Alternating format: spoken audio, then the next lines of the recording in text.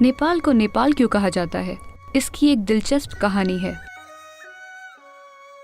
पौराणिक कथाओं के अनुसार ने नाम के एक हिंदू ऋषि थे जो हजारों साल पहले पूर्व ऐतिहासिक युग में काठमांडू घाटी में रहते थे। पाल का मतलब है सुरक्षा। ये जगह ऋषि ने की सुरक्षा में थी, तो लोग इसे नेपाल के नाम से जानने लगे। उसके बाद अलग अलग वंशों के राजाओं ने यहाँ राज किया।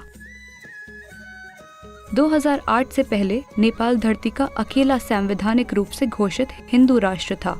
2008 में इसे संयुक्त लोकतांत्रिक गणराज्य और एक धर्मनिरपेक्ष राष्ट्र घोषित किया गया।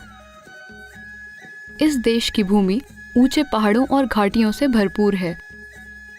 दुनिया के 10 सबसे ऊंचे शिखर नेपाल में हैं, जिनमें पृथ्वी की सबसे ऊंची चोटी माउंट एवरेस्ट भी शामिल है।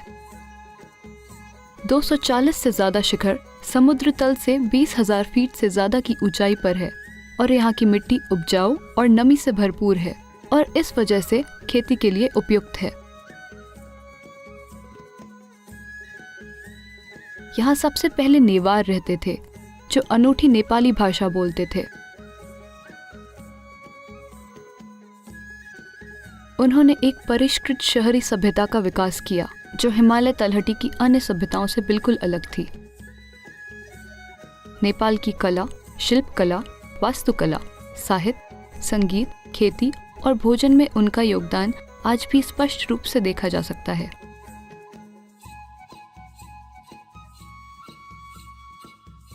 हालांकि नेपाल में बड़ी संख्या में बाहर से आकर बसे लोगों की वजह से नेवार आज नेपाल की आबादी का सिर्फ 5% हिस्सा ही है और उनकी संपन्न भाषा और संस्कृति तेजी से गायब हो रहे हैं। नेपाल में आज 81% आबादी हिंदू है, लेकिन वे वज्रयान बौद्ध और तांत्रिक हिंदू धर्म के एक संगम का पालन करते हैं, जिसे बुद्ध मार्ग और शिव मार्ग भी कहा जाता है।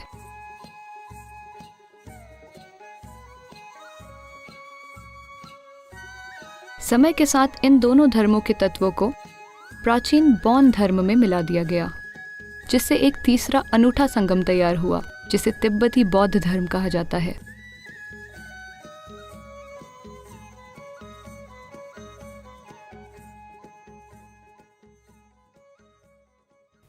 Large parts of India was like this at one time. Bharat का बड़ा हिस्सा एक समय ऐसा था कि पूरी जमीन को एक जीवित शरीर की तरह बनाया गया था। जिस तरह से मानव शरीर में ऊर्जा के केंद्र हैं, उसी तरह उन्होंने हर शरीर में ऊर्जा के केंद्र स्थापित किए। कई राजाओं ने अपने पूरे राज्यों को एक आध्यात्मिक शरीर में बदलने के इस महान और अद्भुत काम को प्रयोजित किया। नेपाल एक ऐसी जगह है जहां ये चीज भारत के किसी भी भाग से कहीं ज्यादा जीवंत है, सिर्फ इसलिए क्योंकि पूरी संस्कृति ने इसे सहारा दिया। आज भी नेपाल की 98% आबादी के लिए मंदिर जाकर मुक्ति मांगना उनके मन में सबसे ऊंची चीज है। ये चीज भारत में बड़े पैमाने पर खो चुकी है। हाँ, मुक्ति सबसे ऊंची चीज नहीं है, अमेरिका जाना सबसे ऊंची चीज है।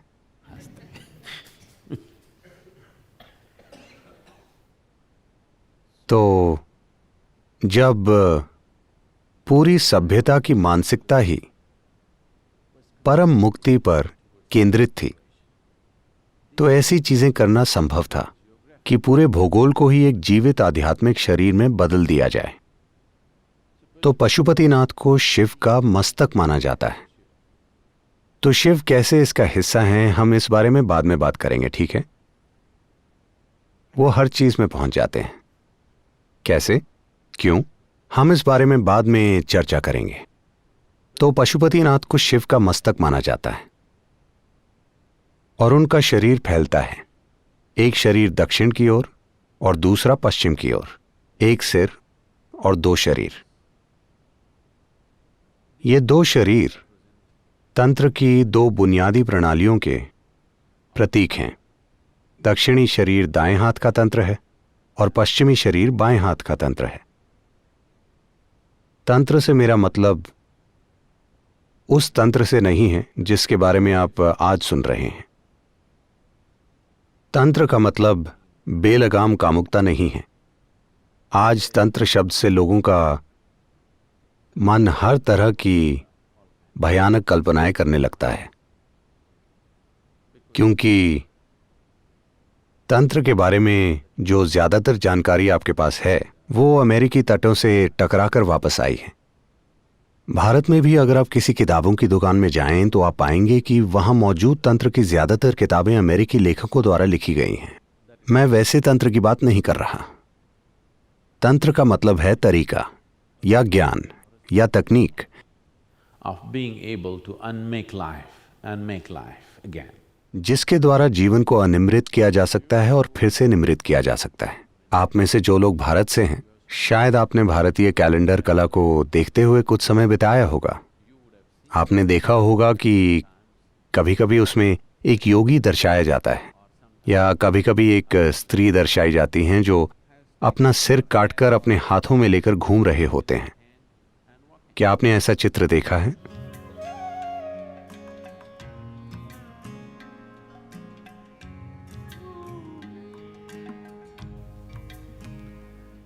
तो तंत्र की ये बुनियादी चित्रकारी आपको ये बताने के लिए है कि ये जीवन की बनावट के बारे में है। इस मशीन को इतनी संपूर्णता से समझना कि आप इसके हिस्सों को पूरी तरह अलग अलग करके फिर से जोड़ सकें। तो तंत्र का मतलब है, जब मैं तंत्र कहता हूं तो मैं चाहता हूं कि आप इस तरह से समझें, ना कि उस तरह से। इस समझ से उन्होंने एक सिर वाले 2 तांत्रिक शरीर बनाए। मस्तक यहां पशुपतिनाथ में है, सहस्रार सिर का शीर्ष भाग कल्पनाथ में है, जो ऊपर है वो मुक्तिनाथ में है, जो परे है वो कैलाश है।